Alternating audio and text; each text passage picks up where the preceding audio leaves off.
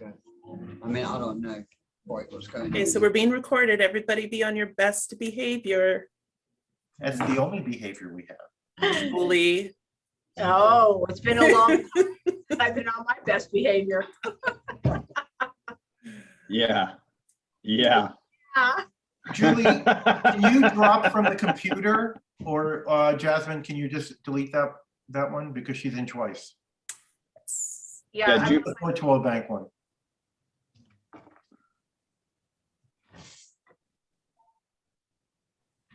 I'm still at work, so you know.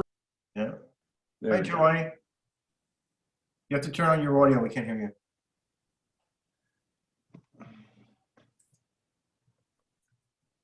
Yeah, I know. I never do Zoom meetings, so no, just kidding.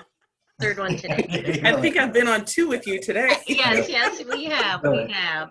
You're such a Zoom novice, aren't you, Joy? Right? Yes. Right. Oh, Daryl, that lighting. That lighting. Do you have liver problems? I've been drinking for a year and over a year. No, yeah. Okay, guys, Yeah. we are being recorded. This is Oh, a special yeah. meeting that will be filed for watching. Reminder. Hello, Mr. Clifton. Welcome to our meeting. Thank you very much for having me. And welcome to the whole Palm Springs. There you are. Everything. Hey, Thank Anthony. you. I love the Palm Springs everything. Good. Okay, it looks like we're missing one member who I have not heard from, one board member that was going to be absent. So we're just going to give him a couple more seconds. If he does not log on, we do have a quorum, so we are able to start the meeting. Hey, Celia, you just popped up on my screen at Celia. least. Yep, hi. That's what I was waiting for. Welcome. All right, so we're going to get started. I have our, sorry, I haven't been in a board meeting in a very long time, so I'm a little rusty. But Anthony Mejia, our city clerk, is here today, and he is going to help us facilitate our election of officers, and he is going to conduct the oath of office. So we're going to call the meeting to order at 5:30, and I'm going to hand it over to Anthony so he can conduct his business. Thank you. So I'll go ahead and do the oath of office first, and then we'll go ahead and do the election of officers, since you are without a chair and a vice chair today. So first, Julie Montante, if you'd like to do your oath for your reappointment. Julie, you're on mute. We can't hear you. You have to unmute to take your oath, Julie. All right, while she's setting that up, we'll move on to David Anderson. Mr. Anderson, you're here. Great. So if you'll repeat after me, I, please state your name, I, David Anderson, do solemnly swear or affirm do solemnly swear or affirm that I will support and defend that I will support and defend the Constitution of the United States the Constitution of the United States and the Constitution of the State of California and the Constitution of the State of California against all enemies, foreign and domestic, against all enemies, foreign and domestic, that I will bear true faith and allegiance that I will bear true faith and allegiance to the Constitution of the United States to the Constitution of the United States and the Constitution of the State of California, and the Constitution of the State of California, that I take this obligation freely that I take this obligation freely without any mental reservation without any mental reservation or purpose of evasion, or purpose of evasion, and that I will well and faithfully and that I will well and faithfully discharge the duties upon which I'm about to enter. upon which I'm about to enter. Congratulations on your appointment. Congratulations on my appointment. Oh, sorry. Welcome, David. And let's see, Julie, are you available now?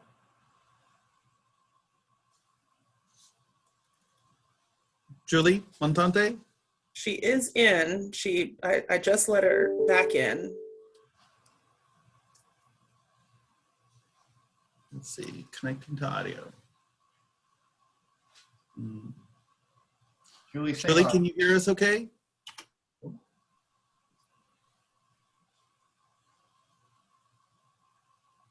Julie?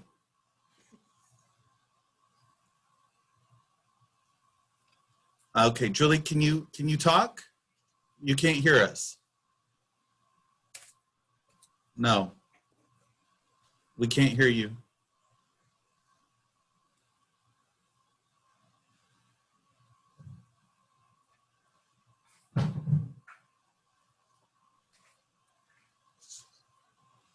Jasmine, as the moderator, you might be able to unmute her. I know you can't turn on the video, but I think you can unmute. She's not It's muted. not on mute. Yeah. Julie, can you Can you hear say us? something for us?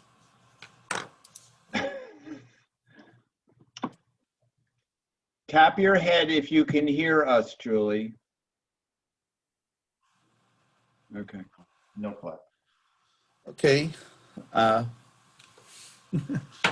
Jasmine.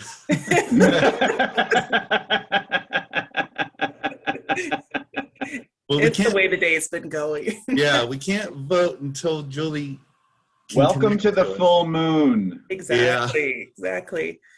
Maybe we could ask Julie to go back to, we had her on just audio, but no Yeah, that'd be video. fine. Okay. Can you send her an email with the phone number? Mm-hmm. Hey, Daryl. Hey, Daryl. Daryl's in the car. Ooh, where are we going? Going for a ride. Little delivery going on there? No, the store's still open, so I've got Gary in there. I have a hard Oh. stop at 6:15 because Gary's got to go right then. Looks like Julie may have some tech support. Maybe we could let the city manager give his comments, and then we can come back to the oath. That would be great. Is the city manager making comments? Yeah, make some up for us. Okay. Fill the space. How about this? I've met a number of you in some of these Zoom calls and other instances, right? I see Joy and Ron and Nona and some others that I've met more than once. So happy to see familiar faces. And also those that I haven't met yet. My name is Justin Clifton, and happy and proud to be joining the Palm Springs team as the city manager and joining the community as well. My wife and kids aren't quite here yet, but I gotta say, just in light of this meeting, that one of the things that we found really appealing was the broader sense of community in Palm Springs, and that's really captured in activities like VillageFest.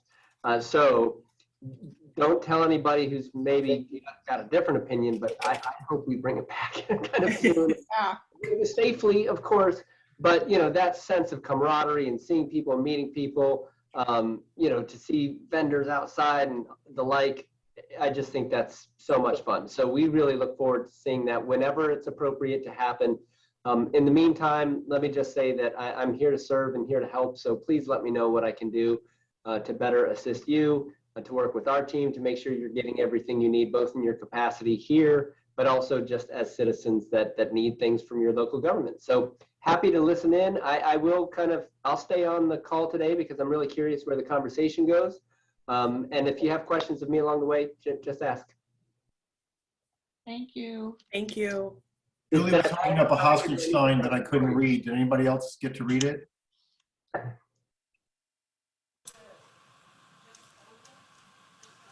No good.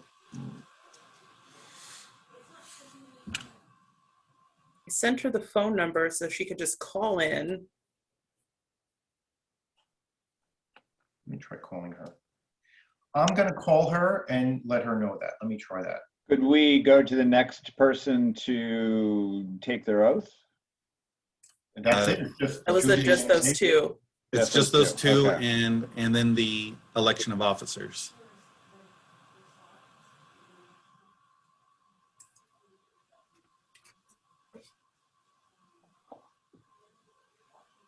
I don't have her phone number. I don't have Julie's phone number.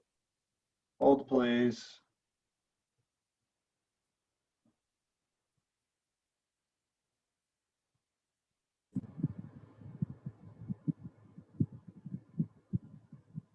We want her to call in, or She's Oh. sending you a note.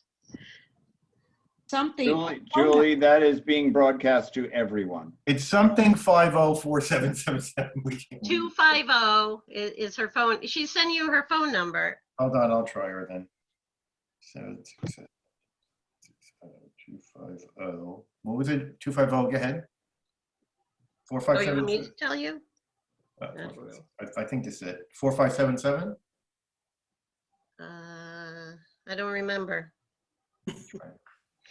It's 250-6477.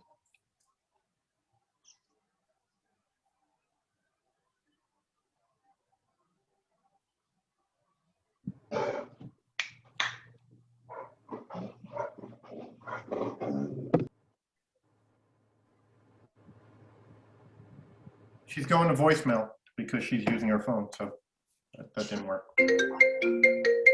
Wait, here she's calling in. Julie? Hi, it's Dan. I'll tell you what, why don't we do this? If I give you the phone number to dial in, will you do it that way? And then you'll just be on audio? All right, so the phone number, bear with me a second.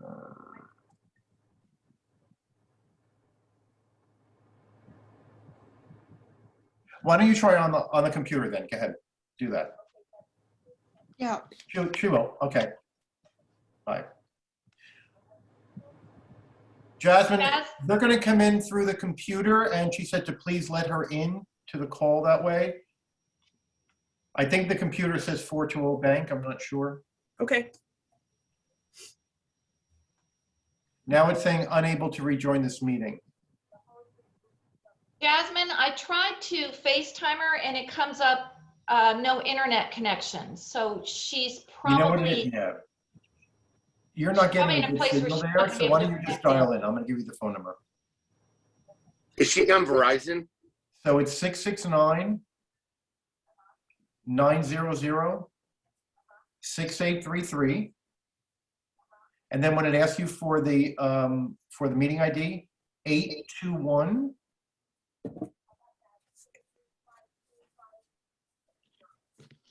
No, but if you dial in, you use 821-8486-6920. I'm not sure why it's different. Okay. Try that. Bye. All right, she's going to try to dial in now. Jasmine, oh no, Anthony, I'm sorry. Anthony, on that message that you posted, looks like the meeting ID for the video is different from the audio. Is that correct? I just copied and pasted it from the agenda. Okay, so it's probably right then. All right, let's see if she gets in.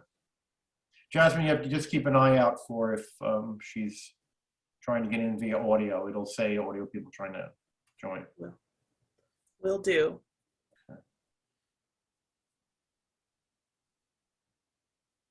God, you'd think we'd all be pros at this by now, huh? Year and a half of zooming our heads off. And who are the other two people whose names appear in the boxes without audio or video? Cynthia Alvarado Crawford and Mark Talkington? So Cynthia is the Director of Parks and Recreation.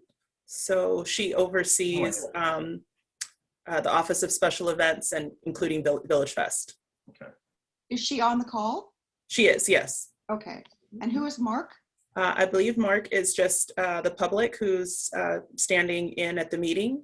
Okay. Not sure if that person has public comments, but it's a public meeting, so right, available to anybody. Yeah, hi. I'm the editor of the Palm Springs Post, which is a new media venture here in Palm Springs, covering just Palm Springs. So folks are interested in your meeting, and I'm going to report on it for them. Oh, awesome. Welcome. Mark, please don't report to them that we have trouble using Zoom. I'm trying to figure out creative ways to write around that. Okay. I'm so far I'm with after brief technical difficulties, comma, and then I'll report the rest. They're not feeling brief anymore. And it would be brief. Look, only we have to know that. Technical difficulties, comma, dot.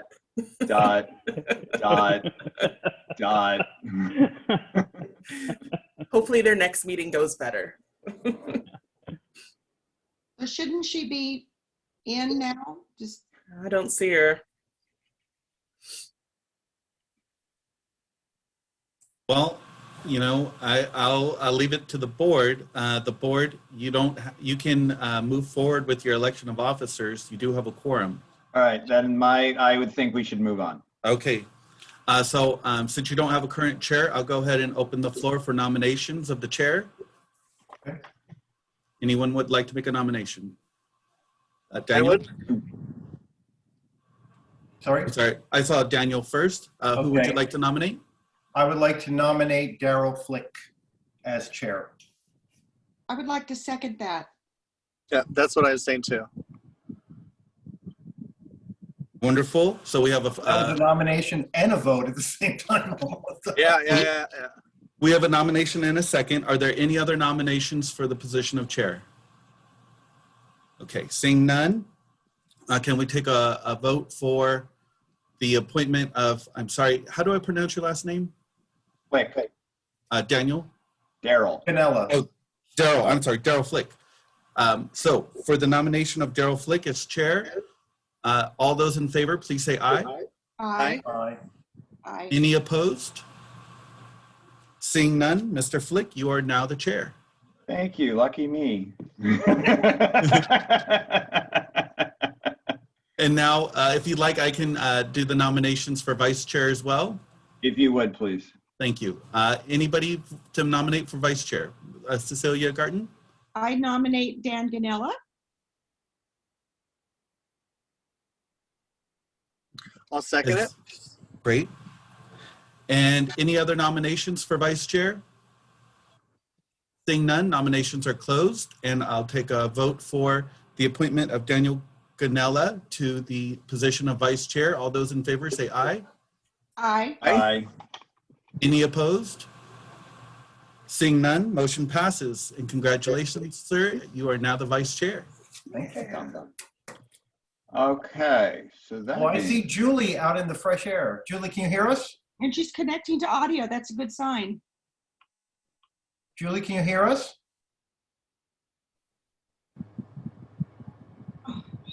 No, her audio is still not working. She's not hearing us. That's odd. Yeah. Does she have her phone volume turned up and she's not on silent? We don't know.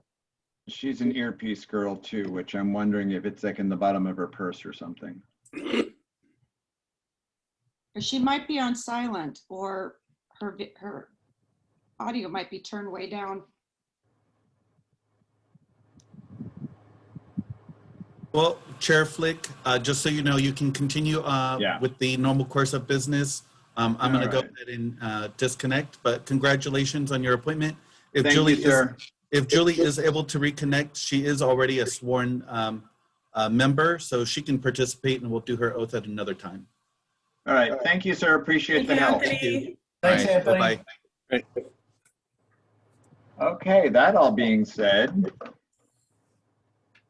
so that would take us to, I believe we need to do roll call first. Copy that. Staff want to go ahead with roll call.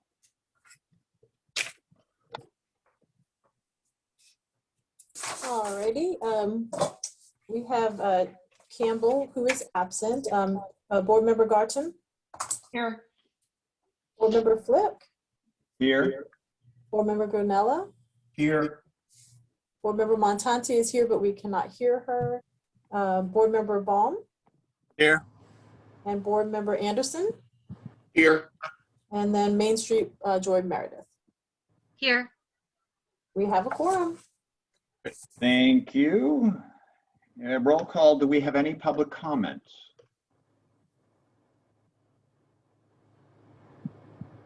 Hearing no public comments, do we have any board comments? Yes, Dan. I had just a couple of things to raise that I guess that they're more questions than comments. I'll start with a comment to say that it has always been my understanding that VillageFest is self-funding, and therefore VillageFest also from their funds pays for the electricity and the water that are outfitted downtown for us. I know that with the parklets that some of the restaurants are connecting to some of those sources. So I'm not sure that it needs to be addressed at this moment, but I think we need to make sure that if it's all metered as one, that we have to either have that broken down or figure out a difference between that to make sure that we don't bankrupt VillageFest to light up the restaurants, right? So that was one thing that I thought was pretty important. So I'll just comment on that briefly. VillageFest does not pay for the electricity. It is paid by the city, but it is not paid through a VillageFest fund. Okay. So we do pay for water that is utilized for our restrooms, and that is on a meter and gets charged to us for use. And that meter is not in use currently, and probably won't be in use until our VillageFest trailer gets hooked back up to it. Okay, perfect. Anything else, Dan? Can you hear me now? Yes. Yay, there you Oh my are. God. Finally.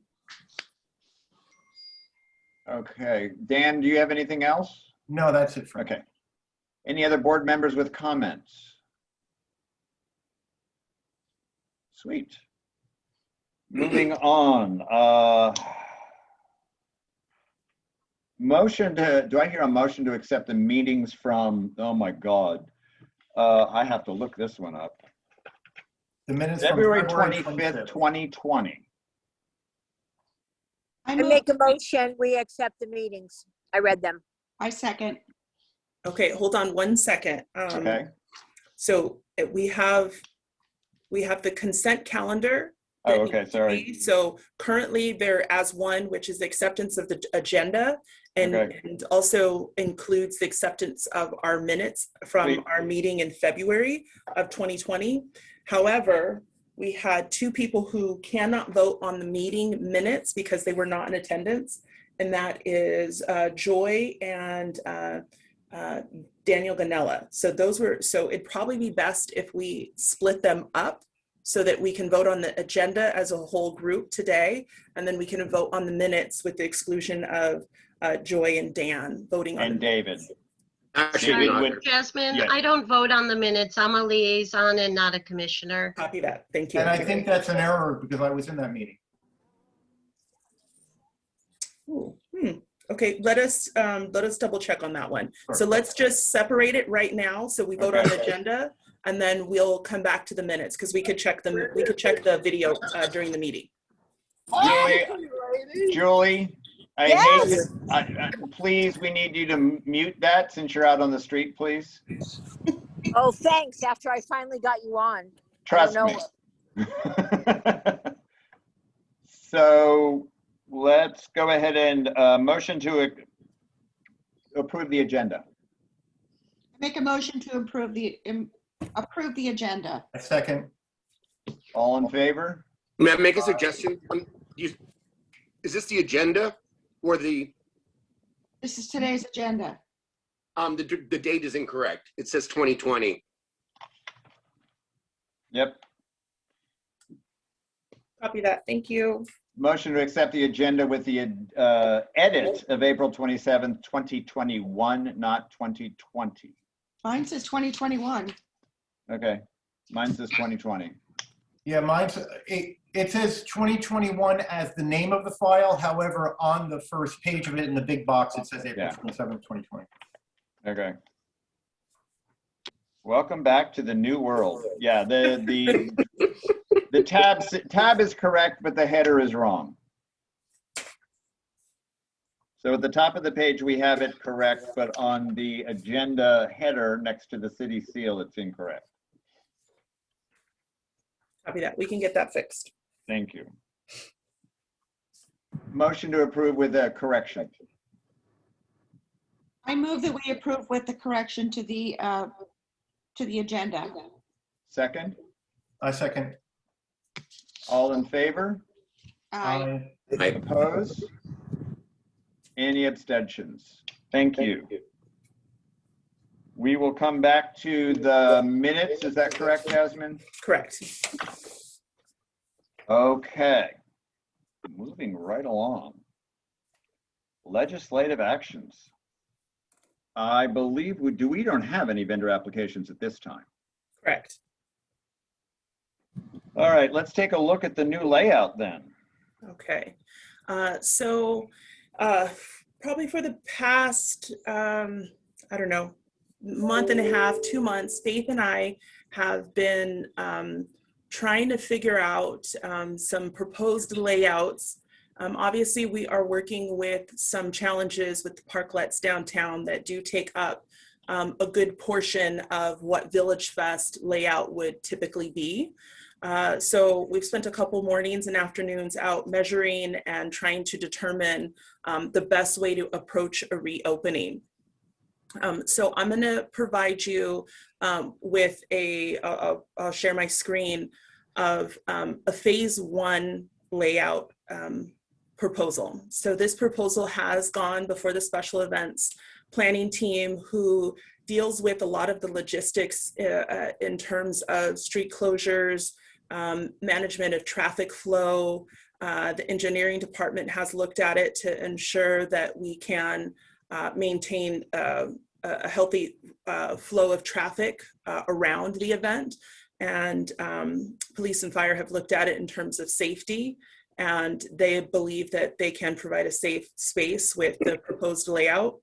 I did present this to the Main Street Board of Directors. They have not, the Main Street as a whole has not seen it because I wanted it to come to the board before it went out to a public venue. So it's basically stayed in-house in terms of logistics to make sure that it's feasible. So that's what we're gonna present to you today. Now, we did it in a phased approach, meaning we have phase 1 and we have phase 2, mostly because we wanted to start with something that was feasible to work with, a slightly easier space in terms of dealing with parklets. And then once we get into a comfortable zone of feeling that VillageFest is ready to expand, then we would move into the second phase. So I'll show you that layout as well so that you can see it. I welcome any thoughts and feedback on this layout from the board's perspective so that we can make the appropriate adjustments. As I said in some of our correspondence prior to the meeting, my hope is that we can kind of hash out any concerns at this meeting, take a formal vote, and send that to City Council. So they are waiting for this body's formal recommendation in order for them to make a decision on reopening VillageFest and setting a date for that reopening. And I know we'll talk through some more logistics a little further down the line. So I am going to share my screen. Give me a second. And maybe while you do that, either Jasmine or Faith, can you define what is meant by phase 1? So it's just a selective space for the start. There's not a date, there's not a time frame.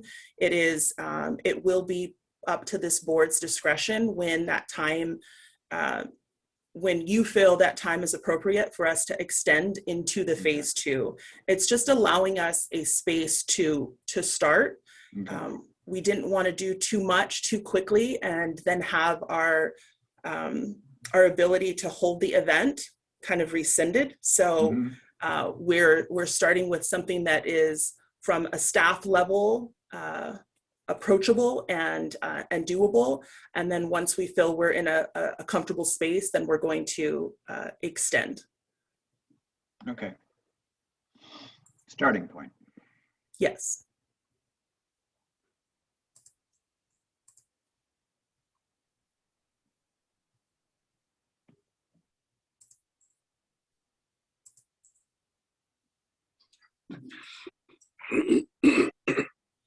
Okay, so this is at the very top up here. Everybody can see that, correct? The top of the blue? Yes. Can everybody see my screen? Yes. Yes. Okay. So where my cursor is up here is Amato Road. So it is where VillageFest already starts. So that none of that is going to change. Our streets department and our maintenance department, downtown maintenance department, who conduct the closure for us, feel very comfortable with maintaining the current closure. Our current traffic plan that is in place works very well. So we'd like to maintain that current traffic plan. So it runs from Amato Road all the way down to Tockwitz Road, allowing for Tockwitz Road to remain open to east and west traffic.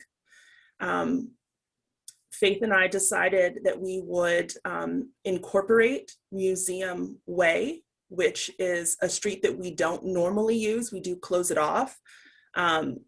But in order to maximize the spaces that are available to us, there is also electricity in that space. Our downtown maintenance team will have to do some additional work because the electricity for Museum Way is at the top of the poles, not at the bottom of the poles where along Palm Canyon, they're all located at the very bottom.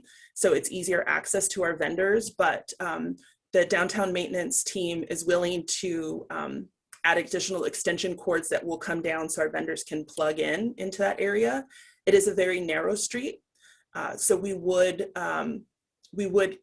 likely put all of our vendors on one side of the street, which we are thinking would probably be the north side of the street, because they do have a lot of merchants on the south side of the street. So, you know, we want to try and enhance downtown and not prohibit any visibility to the merchants in that area.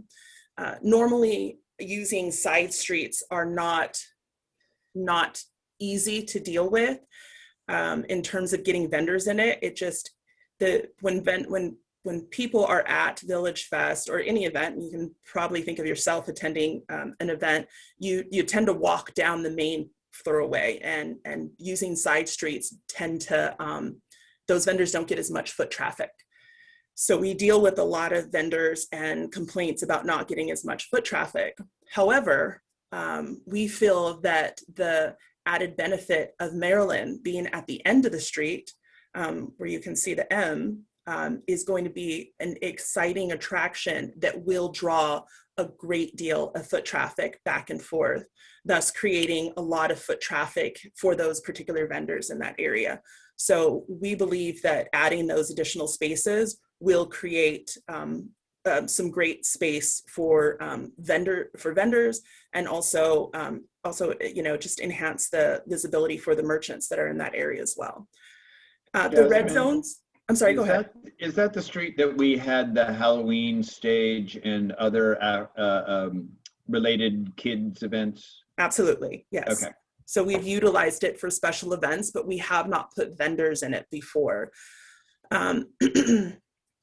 Part of the challenge with basically cutting VillageFest in half is that we're going to have half the amount of vendors that we normally would. And then when you add in the component of creating additional spacing between the vendors, for safety purposes, we add in, we basically are taking away some additional spaces, which is additional revenue for VillageFest. So we just tried to maximize the space as much as possible and create as many vendor spaces as we could, which is how we ended up going down Museum Way. The red spaces on the map are current closures, but we don't have vendors in them. We are going to close. We would like to close, and police and fire in favor of closing, which is Bellardo here between Tockwitz and Andreas, mostly because they imagine the foot traffic is going to be very heavy, and for safety purposes, they'd prefer just to close it down and detour the traffic the way it normally would have been prior to the downtown development, which it runs in front of the museum and then back to Tockwitz. And people could either go east or west, or they can go down Palm Canyon Drive. So this is our proposed phase 1 reopening layout. I have not heard any major negative responses to this layout. The SEP team is in favor of it. I'll let Joy speak for just a minute regarding the merchants' thoughts on the phase 1 as well. But for now, from a logistical point of view, this seems to be our best step 1 in reopening VillageFest.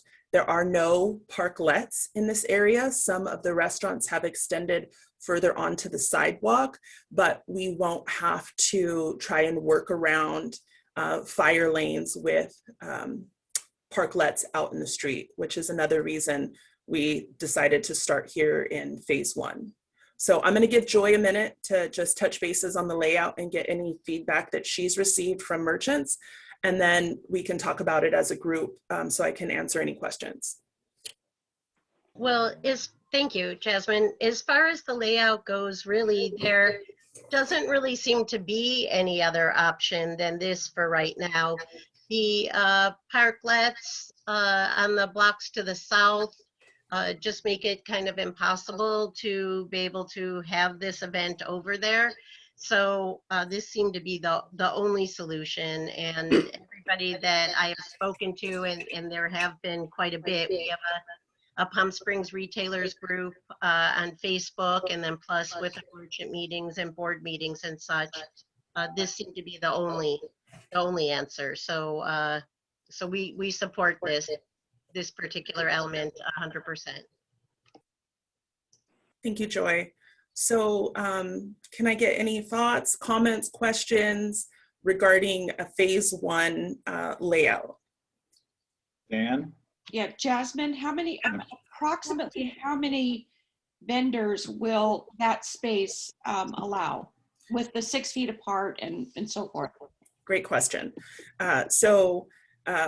We have about, with the inclusion of Museum Way, we have about 70 to 75 spaces. So it's actually not very many. When we incorporate the food court area, we then lose spaces for art and craft vendors. And then once we incorporate any sort of farmer's market area, which we were considering putting on Museum Way, we then lose those spaces. So we do need to really talk about the vision of a phased 1 vendors and what those look like, which that we don't need to address now, but we should address later in the meeting, because those 2 portions of the event, which are staple parts of the event, the food court and the farmer's market, really do take up some of the actual space for other categories. Dan? Jasmine, you said that it would be about 70 to 75 booths that we can accommodate. Just for perspective, how does that compare to the number that we originally had? What was the number before the parklets? So when we have the full extent of VillageFest and all of our spaces are full, we're just slightly over 200 vendors. That's including entertainment. That's all of our vendors, the entire street. So we're at 35% about, right? Probably pretty close. Mm-hmm. Okay. Jasmine, would there be any way to put the farmer's market on Andreas between Indian and Palm Canyon? So the issue with Andreas is lack of electricity. We would have to either rent generators and provide spider boxes for those vendors, which I'm more than happy to do a cost analysis of. And part of my concern is we're already going to be not cost neutral, which VillageFest is used to being for many, many years. VillageFest has been pretty close, if not over, being an event that is self-funded. So we're definitely trying to figure out ways to be, or to cut cost, because we are, you know, about 40% of what we're normally used to. Jasmine, how many, can you hear me? Yes. How many vendors have applied that want to come back? How many do you have on the list that want to start? So also great question. We have quite a few vendors who have already contacted us, and something that I wanted to discuss, and I'm happy to have that conversation now, is how is it that the board would like to facilitate ensuring that the vendors that are at VillageFest, a phased 1 VillageFest, which is obviously a minimal amount of vendors, are of your highest quality vendors. And what does that look like in terms of outreach for staff to do? Or what does that look like in terms of the board reviewing applications of current vendors or vendors trying to get back into the event? I think that the board needs to come up with a plan of action in terms of trying to ensure that VillageFest is, even its phased 1 approach, is of its highest possible quality, and that we're providing the highest possible quality vendors at the event. I'd like to make a comment towards that. Absolutely. I think that the oldest and longest vendors that have been with VillageFest, the diehards, should probably have first pick at that. I think that's a very, very valid point.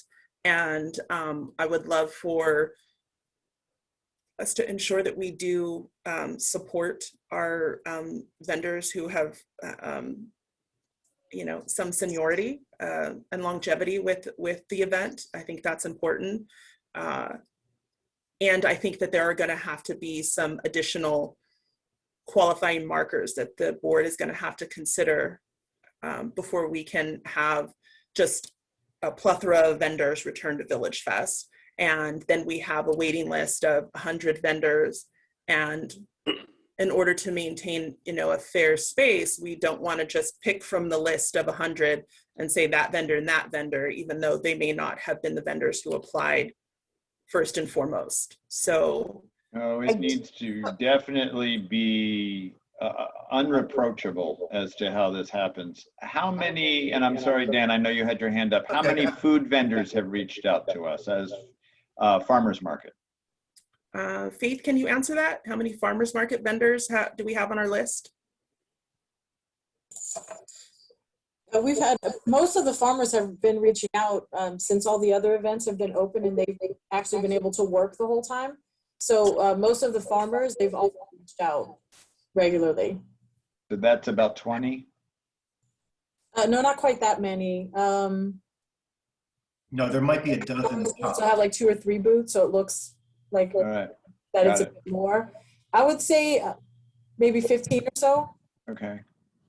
Dan, I'd like to make, I'm sorry, I can't see anybody, so I apologize. That's all right, Julie, go ahead. I'd like to, every city now has a street fair in the evening from Wednesday, Thursday, Friday, Saturday, Rancho Mirage, Palm Desert at Costco. There's a VillageFest or fair at every venue, at every city now. So maybe, did anybody think about the park, that big park that they have the health run in? Ruth Hardy Park? Not the one with the fountain. That's Francis Stevens. The health run takes place at Ruth Hardy Park. Yeah, the health run. Ruth Hardy, is that the big one? Correct. My yes. concern there is that we actually are starting to change the spirit and feel of VillageFest from downtown to a whole different animal. Yeah, I agree. Is there any world in which we would consider delaying the start of the food vendors and just starting with artists? Perhaps? I agree with that. I mean, just because if it's going to be a smaller venue, people aren't going to be downtown walking around through it for as long a period of time. And it may be that we could start with just arts and crafts and then bring the food vendors back in maybe in phase 2.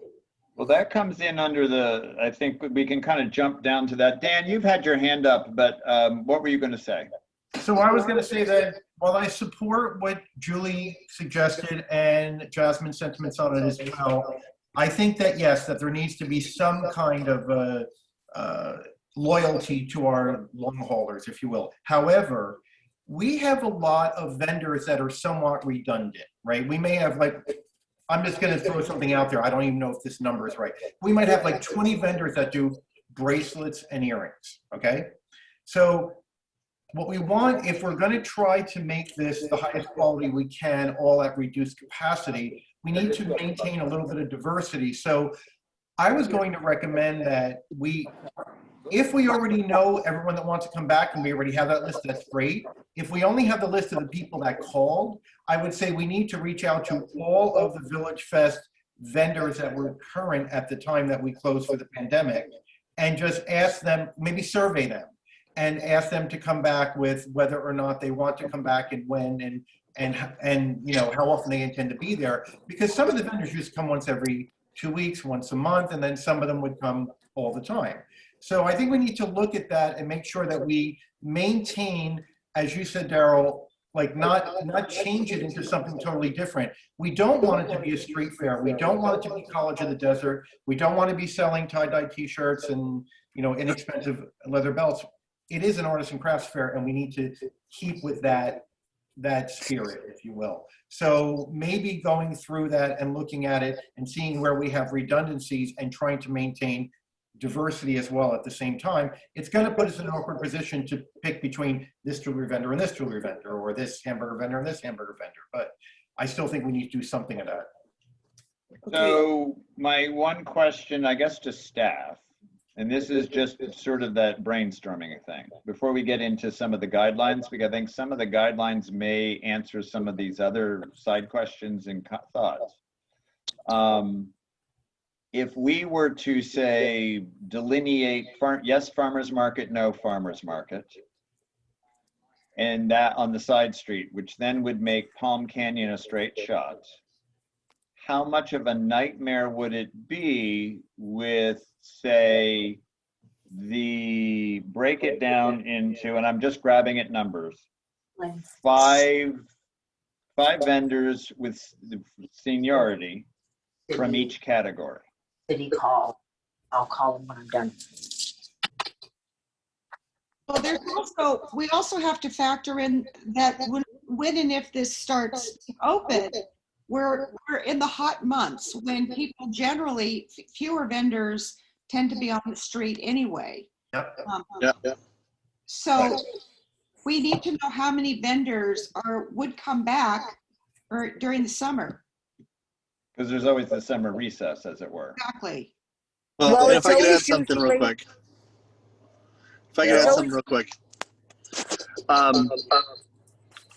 So also we want to consider, since this is a city event, do we want to prioritize vendors from Palm Springs? Well, that's part of, one of my thoughts, which I haven't shared because I want to see some other things, is that when we get into the guidelines, we put a pinpoint into VillageFest and start to draw a circle. And so we're working, everybody's in the valley, but I'm thinking it's not worthwhile to invite somebody from, and we know they come in from, say, Redondo Beach to vend. I think we might want to start closer to home. Jasmine, do we have, because I keep coming back to this, it might be the good starting point. But those vendors from far away might be the more quality vendors. I mean, well, that's talking about, yeah. You know, we're talking about, you know, we have to make some kind of a stand. Do we want quality or do we want local? I mean, I think we need to have some parameters, because I don't think we can exclude people from far away because they might be brings in people. Jasmine, sorry, do we have a suggested date to reopen? To look at reopening, because that will answer some of the heat issues and the summer issues and whatever. So no, we don't. My hope is that this group will make a recommendation for a start date, incorporating some of the staff's concerns. I shouldn't say concerns, some of the staff's challenges. And one of those challenges, the major challenge, is this conversation that we're holding right now. The conversation isn't the challenge. I appreciate the conversation, and it is extremely helpful on a staff level to understand your thought process. But my hope is that by the end of this meeting, we will have some criteria set. Because what I hear the group saying, and please correct me if I'm wrong, is that we on a staff level need to do some outreach, and then we need to find out who's willing to come and participate, including possibly the summer months, and then possibly break these vendors down into the appropriate categories. And the board needs to review that so that we can then determine, you know, if we're going to have 5 per category, or if you know, there's certain categories that the board really wants to ensure we enhance. Say we want, like, you know, we want artwork, so we want more artwork, and maybe we have 10 of that category, and, you know, we lessen another category. So that part takes time on a staff level. We need to, so if we get the guidance at the end of this meeting. So that being said, and I'm locked up.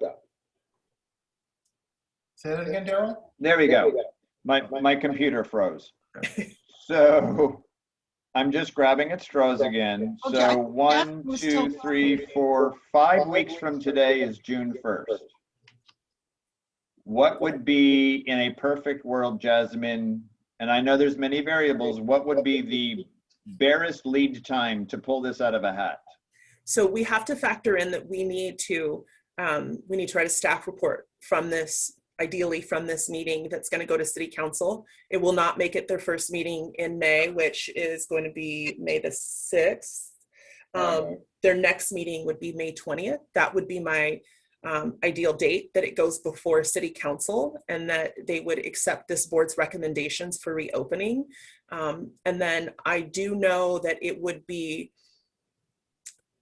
best if VillageFest did not start before the state's reopening date, I believe, which is June 15th, their kind of broader opening date. And then from if we were to get approval from City Council, I think it would probably take us about 3 weeks or so to do the appropriate outreach, assign the appropriate spots, reorientate vendors. What I'd like this board to consider in accepting a certain amount of vendors is to potentially review their applications again, look them over and determine whether this is the type of vendor in our minimized event that we want to have. Maybe we talk about vendors need to make some sort of commitment. You know, if you are participating, you're going to stay with us throughout the summer. And then you're guaranteed a spot in October when things are, you know, on the better route. But, you know, just some things that we need to make sure vendors are, you know, one, aware of our guidelines, that they're going to be in accordance with those guidelines, the you know, supplement of guidelines, not our regular, well, inclusive of our regular rules and regulations, the supplemental ones. And then also, you know, it's, if we set 60, 70 vendors, we do want to make sure that we don't have a huge transition of them throughout the summer, because then we really have to evaluate each time whether, oh no, we had a jewelry vendor drop, so now we have to make sure we fill that with the jewelry vendor. I mean, it's doable, but it would be nice if we could get some commitment from vendors to participate, which is how we ended up with the annual vendor rate and participation. Was we wanted to give some thanks and appreciation to those vendors who kept the festival going during the summer season. So that's also something to consider. You know, do we? So based on the, so based on the potential state opening of June 15th, which we all know is a target, that means our first available VillageFest would be June 17th. No, she said it would take like 3 weeks After that. after that. So we're talking about July. Oh, so you don't think we could open that right after the state? It would take, you think it would be weeks afterwards? Well, VillageFest, once City Council gives us an okay, we could start doing outreach. VillageFest can start working on outreach, absolutely. So that takes us back to the 20th of May. 1, 2, 3. That would be 3 weeks. I'm sorry, can we shut down the layout screen? Because we're getting a lot of reverberation. Everybody's echoing. Can we shut down the layout screen so we can see everybody again? Sure, absolutely. I think it also helps if people mute themselves when they're not talking. Right. Okay, so if city council meets on the 20th, and then 3 weeks after that would be the 10th of June. We For wouldn't you open until guys, at least the 15th. and we can't open till the 15th. So that would mean, You're looking at July 1st. We're really looking at 4th of July week. It looks like. Correct. I think so. and how Jasmine, much is there a- headache opening on 4th of July weekend? I mean, that would be a great way to sort of Launch it. launch it. Jasmine, does that make a problem? Jasmine, you're on mute. You're on Does mute. that make a problem for you guys since you probably have a lot of other activity for 4th of July? Right. No, absolutely not. We'd be more than happy to get it started the week of, well, July 1st falls on a Thursday, so Correct. we could absolutely get going. So Jasmine, is there a set amount of people that come in the summertime anyway, every summer? We do. We have, I'm sorry, are we talking about vendors or visitors to the event? Vendors. Yes. So we have our annual vendors who, part of the annual vendor contract is that you cannot miss more than 3 consecutive days. So we do have a lot of vendors who participate throughout the summer season, and they do that because they receive a very nice discounted rate to be an annual vendor. So yes, absolutely. We could fill the street with those annual vendors right now. So may I ask the board to, let's not go through a ton of paperwork, but if we have an annual amount of people, let's start with them and be done with it for the summer. That way we can gear up for the winter and maybe more space, and let Jasmine handle who needs to come in because she already has that group of people. Okay, that's a good possibility, but let's back up just a little bit to looking at July 1st as our target opening date for everybody. Because I think if we have a deadline, it might help put things in perspective. Well, it still will be summer. It still will be summer and we'll start in July. We understand that, but there's other variables involved in logistics and putting people on notice. And Joy, what do you think of Main Street on that? I think that date would be a great date because, it gives you a whole reason to be having something special and, adding that attention to it. If Jasmine and Faith think that they could pull this off, I mean, it really is a kind of a short period of time, but hopefully you have at least email addresses from most of the vendors. And so maybe you could, start by contacting the annual vendors first and, giving them a very short period of deadline for them to get back to you if they have interest. And, then just, I think the important thing is you have to know who even wants to be in it. Right. Regardless of who we or who you, the commission, might want to see in it, you need to know if there's still interest. So many other events have started that I do have some concern that some people might not be as interested in being in VillageFest any longer because there's all these other events, including ones in Palm Springs, like the one that's at the old drive-in theater location. Right. Jasmine and Faith, go ahead, Daniel. I have a question actually for Joy.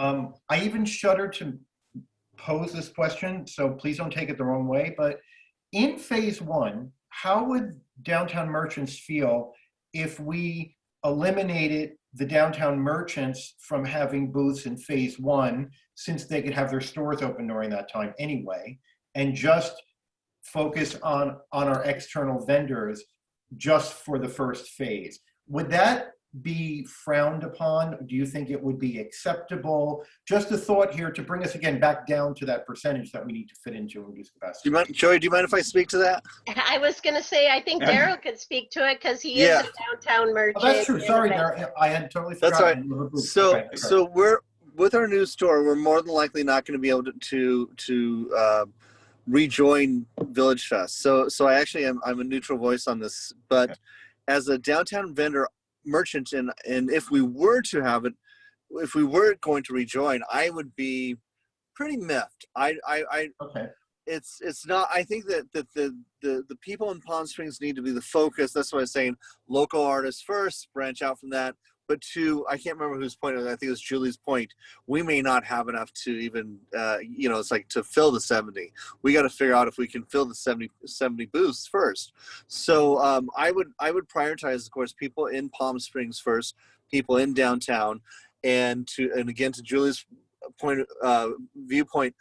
Are we going to be able to get 70 people? We don't know yet. And so here we are limiting also the food vendors. Right now, we don't want people congregating, but how is that during summertime when we're outdoors? So if we suddenly can't even get 70, do we start looking at food vendors? I'm saying this, I'm adding that point on because unfortunately I have to sign off from this point on. I just want to throw that out there, that question.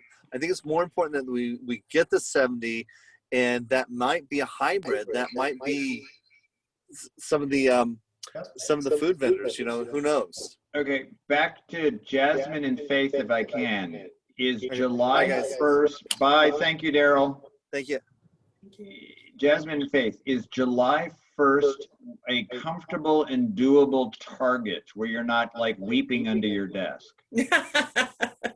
We've gotten used to weeping under our desk. Absolutely, yes. July 1st sounds like a great start date. I love that it's at the beginning of the month. I think that it's also something we can kind of market a little bit as well, to start your weekend off of a holiday weekend. So absolutely, I think we can make July 1st. Give me just one second. I would like to just mention, because I've had 2 board members now mention the possibly the inability to fill all 70 vendors. We have a list of vendors who have done reach out to us that exceeds that. So filling the spaces will not be a problem, which is why I've kind of stressed a little bit that we need to come up with a plan that the board feels comfortable with in sorting through those vendors, so that it's fair, and that you all feel like you're providing a high quality event.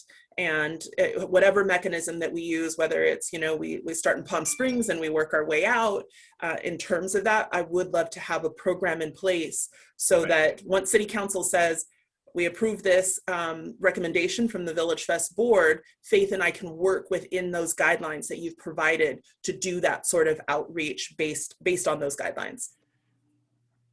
Right, and that's what I would like to do, is try and break this down into components, that's why I keep coming back to the date. So if we have a date, then we know we're dealing with summer. Right. So do you need a motion or a suggestion to start the list to take to City Council? I have it listed as agenda how do I have it listed? As phase 2, and then guidelines. We can make an opening date recommendation. So I need that to go under the guidelines portion of the agenda. Okay, so the opening date would be under the guidelines. Correct. Dan?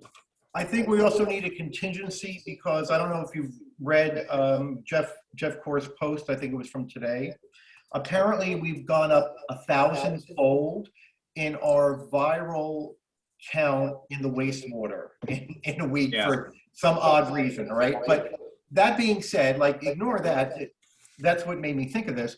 I think we need to also have a contingency in the event that the pandemic takes a turn, or if the state takes a turn, or if the county takes a turn, because right now we look like we're going to be good for June 15th. But, India was doing really well, and now they're in dire straits. So I think we make a recommendation of an opening date based upon state and city guidelines. Yeah, so because if we have our ducks in a row, we can pull the trigger relatively easily. Yes. Okay. So looking at July 1st makes sense, right? Now, if something happens where we can't have it in July, I would not recommend starting August 1st. August is the most deadly hot month here. Yeah. So maybe then the alternative is going to be the week of Labor Day. Right. Because again, we'd have a lot of activity. Celia, you're on mute. Yeah. Can we just start with let's shoot for July 1st, yes, and then worry about or deal with whatever happens after that. So everybody's comfortable with July 1st being our target date. Target, as a target, not a definitive. Yep. So can we then, we've got the footprints. let's take a look at the guidelines, because I think some of the guidelines may weed out some of the other people, and we've already sort of touched on these a little with questions. I'm sorry.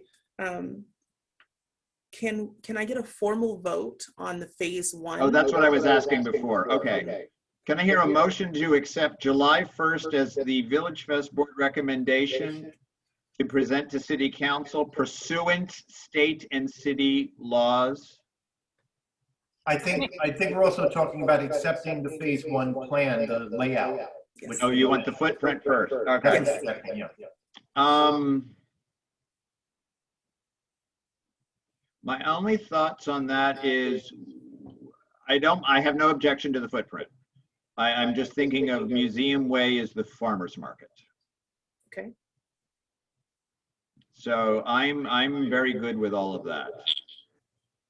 Yeah, I'm assuming adjust the footprint after it's accepted. Absolutely. Mm-hmm. Okay. Motion to accept the I would footprint. agree with that. The only thing is, if we decide to do something different on Museum Way, I would like to have a discussion about that, because I'm fine with it being the farmer's market, makes sense, but if we're going to start to put vendors on the side, I'm not sure how I feel about that. Okay. Faith and Joy, you've done an excellent job through this whole thing. It's amazing. You know, you guys you always pull through. Do I hear a motion to accept the proposed footprint or phase 1 to present to City Council? I make a motion that we accept it with the condition that Museum Way is targeted for farmers market. Did we decide that? No, I think we just decided on the footprint and the opening date. We didn't decide where. Yeah, that was just some conversation piece, as you know, as Okay, Faith and I were out measuring things. You know, deciding where vendors go and location, that's something we could do in the aftermath when we have some numbers, you know, when we know how many food vendors we have, how many farmers market we have. Really, it's just the layout portion that needs an approval. So I move that we accept the layout for phase 1 and that we shoot for a July 1st phase 1 opening. Do I have a second? I second. All in favor? Aye. All Aye. opposed? Any abstentions? Wait a second, Julie, you seconded the motion, but you just voted against it. No, I didn't. Okay. So you approve that? Absolutely. Okay. Thank you. Okay, so you've got your opening date and you've got your footprint.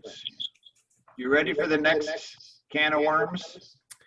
Well, before you get to that, I'd like to show you the phase 2, because I'd like to send that a pretty comprehensive request to City Council so that we don't have to do it again when we're ready to open phase 2. We could just, you know, as a board, decide when we feel it's an appropriate time. May it be October, or, you know, will be determined if you have a really long list of vendors and the numbers look good, maybe we'll want to open it sooner than later. But that you have that ability to do it pretty quickly, and we don't have to go through City Council for that phase 2. So I'd love to show you the phase 2 portion and see if I could get an approval for that. Let's see what you got.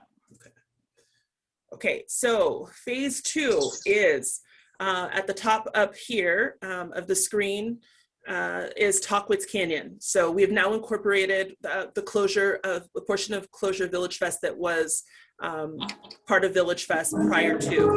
So remember that this is in addition to, obviously, everything north of this. All right, who's got music going or got in their car? Julie? Thank you.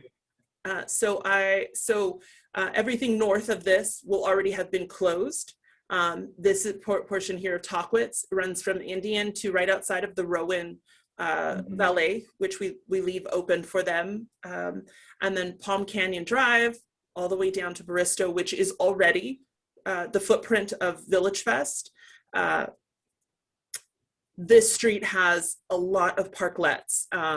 But Faith and I went out and we looked at the appropriate spacing and the spaces that we can actually utilize while still maintaining the appropriate 20-foot fire lane, and we can make it work. It's not ideal in terms of really maximizing the amount of vendors that we would want on the street, but it does allow us to incorporate another 30 to 40 vendors in this particular section. Faith and I go back and forth on Tockwitz Canyon, whether to get vendors in there or not. As I mentioned when we were talking about Museum Way, side streets are very hard. Vendors give us a lot of pushback when we put vendors in that area because they don't get the natural foot traffic that I believe Maryland is going to provide Museum Way. So if we do add that particular spot, Tockwitz Canyon, we can probably get an additional 20 vendors in. So it's pretty important. It just is, we have to find a way to create some sort of anchor at the end that helps draw traffic into that area. Without utilizing Tockwitz, we've got about 30 to 40 vendors that we can get in here, including with the exclusion of the spaces that are being occupied by parklets. I'm not sure I understand it all. This is an add-on to the phase one. In other words, this is what you would add on in phase two. Exactly. Mm-hmm. And this is with, wait, I'm not done. This is with existing parklets, and we're going to be in between them. With the parklets, it's already very densely populated. And I have to tell you, this goes against the grain. Aside from the fact that it looks like hell already, and we're trying to put an artisan craft fair in the middle of, in between all that, I don't know about this one. Jasmine, do we know when city council is voting on the parklets? I don't know for sure. It has to go through Senate Bill 314 that has not yet passed, that would allow the parklets to a more permanent sort of state. As it is right now, it seems to me that if the governor is saying that the state is opening up June 15th, it might very well be then that the ABC will not be allowing the parklets the way they are. The whole thing is because it's not like actually attached and under the roof of their business. So that's something that they're going to be voting on, that has, so that our city won't be voting on it until, it's my understanding, our city won't be voting on it until after, of course, the state votes on whether or not that flexibility for the ABC alcohol beverage control would be allowed. So we don't actually know if parkettes will be continued or not, actually, at this exact moment. We don't. That was sort of my point. Yes. Okay. So that obviously is an important factor. When Faith and I did the measurements of this phase two, there wasn't a lot of there's I believe one portion of the street, and it is here where the cigar shop is, so it's between Tockwitz and Andreas, that we potentially could have put vendors on the north side of them and the south side of them. But aside from that, there isn't a lot of space where we would be in between them. So on the corner of Tockwitz, the restaurant on the corner here has a spot right outside of the restaurant, and then the rest of the street is clear until you get to the cigar shop. So then we would be able to put probably about 10 vendors in that space between the two of them. And then on the opposite side of the street, there's not much of anything. So we could easily get vendors on the other side of the street. Now, once you cross over to Arenas Road, the east side of the street is all parklets. Yep. So we would put vendors on the right side of the street, or on the west side of the street, basically up until you get to LG's. And you know, we would see if we could possibly get some up on the a little bit further north, or if we do outdoor entertainment or something along that line. But there isn't a lot of putting vendors in between parklets. That would be logistically very difficult in terms of setup and tear down for vendors, and would be very intrusive to those who would be dining outside.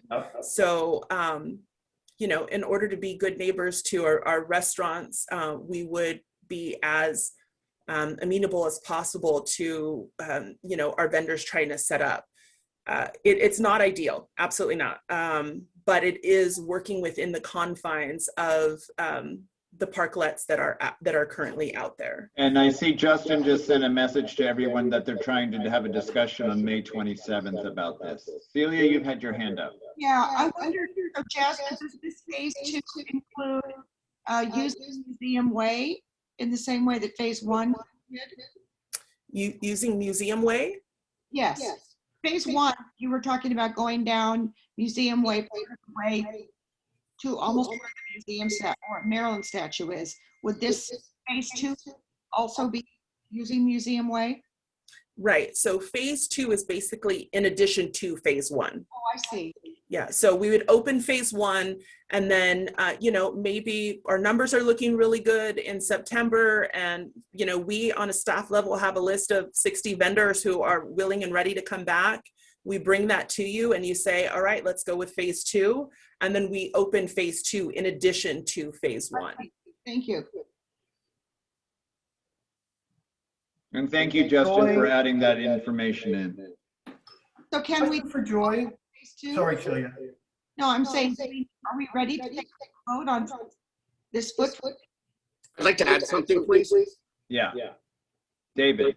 If I'm not mistaken, I've read something that the Kimpton Hotel will be expanding to where the current Oscars is.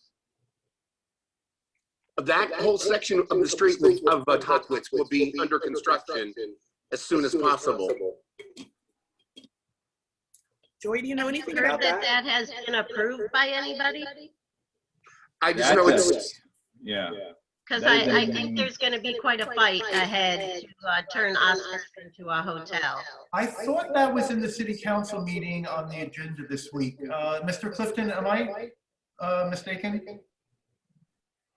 I don't see that there's some sort of a consent item. I'm mostly focused on the regular business items. Yeah. Some time, but I don't see that right now. And David, I think it was in the last meeting that it was mentioned, because that's how I know about this. Oscars is closed, and as a matter of fact, they're going to be putting a pool, this is the plan, where the dancing was at Oscars and where that little building is in the front. That building's going to be like the pool bar, and that's going to be the pool in there. That's if it gets approved. And the Kimpton is supposed to go all that way? No, they're just expanding to it. It's going to be satellite. Oh, they're just taking that corner lot. Okay. They would be managing it though. Okay. It's like satellite suites for them, if you will. I think we have to cross that bridge when we come to it. Because there's too many empty hotels and stuff right now there. I don't see city council approving a new one, but I think right now we need to progress with what we've got. Okay. But thank you for that. I hadn't heard that. Yeah, that's an interesting one, Celia. Jasmine, what's the red line here? So the red is just closure of a street, but no vendors. And So I would love to put vendors in that area. It's just the constant restriction of electricity, and which is one of the reasons we're really limited in where we can expand, because to be honest with you, we looked at expanding north of Amato Road and going to Alejo, which also has very minimal amount of parklets. The problem is we don't have electricity, and because we are a night event, we cannot function without it. I did a cost analysis, I don't know, quite a few years ago to try and see what it would cost to even use generators. And it was just, it was way out of the means of VillageFest. So it didn't get very far. But that's just, it's a restriction, and it really does confine us to a very selective area. And which is how we ended up with phase 2, trying to incorporate or trying to work with the challenge of parklets. Have you accommodated the merchant parking into this as well, the way we used to before? The merchant parking. Didn't we have parking with permits for them? I know I have a permit. Oh, on the side street. Yeah, oh yeah, for our board, yes, you had parking permits. So it's only for us, it's not for the vendors as well? No, vendors have access passes that go, that hang from their mirrors up front, but that's to allow them access onto the street because we have either street services or PD services that only allow vendors in for setup and tear down. And then where do they park at that point? They park anywhere they can find parking. Okay. Because I have to say that closing down Bellardo Road also, it's already a traffic nightmare downtown ever since we made Indian Canyon a two-way, because we don't have as much of the egress going north and south as we did before, or as much going north. Closing down Bellardo, I'm just wondering how much worse that's going to make things as well. I'm more worried about the traffic, or access, I should say, just vehicular access.